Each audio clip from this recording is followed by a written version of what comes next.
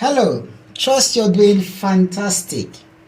In this video, I'm going to be taking you through the fundamentals of electrical quantities. We'll be talking about conductors and insulators. A conductor is a material having a low resistance which allows electric current to flow in it. Now, it's important for you to understand that even though a material is a conductor, it still has low amount of resistance in it that tries to oppose the flow of current. Now, all metals are conductors. Some examples include copper, aluminum, brass, platinum, silver, gold, and carbon. An insulator is a material having a high resistance which does not allow electric current to flow in it. Some examples of insulators include plastic, rubber, glass, porcelain, air, paper, cork, mica, ceramics, and certain oils. So the difference between conductors and insulator, it's just the amount of resistance they have in it. So that classifies those materials under conductor and insulator. Now the next concept we want to talk about is the electrical power and energy. Now power P in an electrical circuit is given by the product of potential difference V and current I. Now the unit of power is watts. From Ohm's law, we can actually derive different formulas for power. Now, having in mind that power is equal to the multiplication of voltage and current, we can also derive another formula which is P equal to I square multiplied by R, which is the resistance, and we can also derive from Ohm's law another formula of power which is P equal to V square over. Now from Ohm's law, now we can state that power in an electrical circuit is given by the product of potential difference V and current I. The unit of power is the watts. Now we can see the formula of power. All right. So from Ohm's law, V equal to IR. Substituting for V in the above equation will give this. Now when we substitute this from the above equation, we will get this. Okay. So what we did is, since V is equal to this, so all we need to do is, where we have V, substitute I arrow. So this is why we're able to get this I arrow. And then when you do the multiplication, you have I square multiplied by arrow. So you arrive at this equation.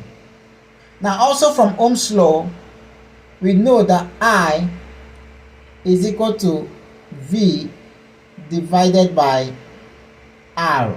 So from Ohm's law, we can tell that I equal to V over R. So substituting for I in the equation above, now we have I in this equation. Now let's substitute V into this. So what we're going to have this.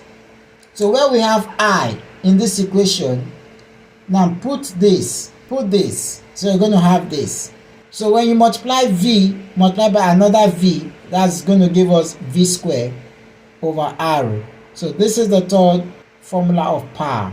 So now, depending on the question, you have three formulas in your disposal to choose from. Let's look at the first question. It says a 100-watt electric light bulb is connected to a 250 volt supply.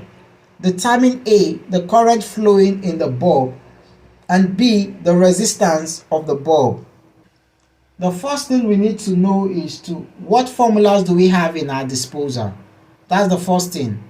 The first formula we have in our disposal is P equal to V multiplied by I. The second formula we have is P equal to I square multiplied by R. And then the third formula we have is V square divided by R. So take note of these formulas. Now, since we have the power P equal to 100 watts,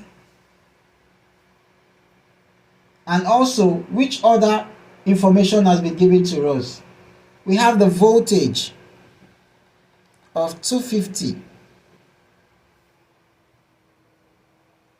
We need to calculate for I. Alright, that's for the first question, says we should calculate for I. So in this case, we're going to use the formula, which is P equal to V multiplied by I. So in that case, we say I equal to P divided by V, subject of formula. So we make I the subject of formula. So in this case, we say equal to P is 100, V is 250. Now if you divide this, what we'll get is, if you stroke out 0, and then you have 5 here 2, you have 5 here 5. Then if you say 2 divided by 5, you're going to get 0.4 amp. So that will give us 0.4 amp. So that's the value for the current. This is A. We need to proceed to B. Now B says we should calculate the resistance. So the formula we're going to use in this case is going to be the Ohm's law formula that says R equal to V over I. Now, which is the voltage is 250 divided by 0.4, which will give, now if we multiply both sides by 10, what we're going to get 2500 divided by 4.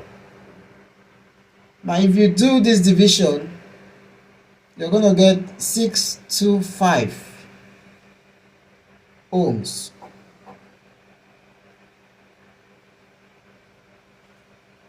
So that's very easy. Alright then, enjoy the course. Bye.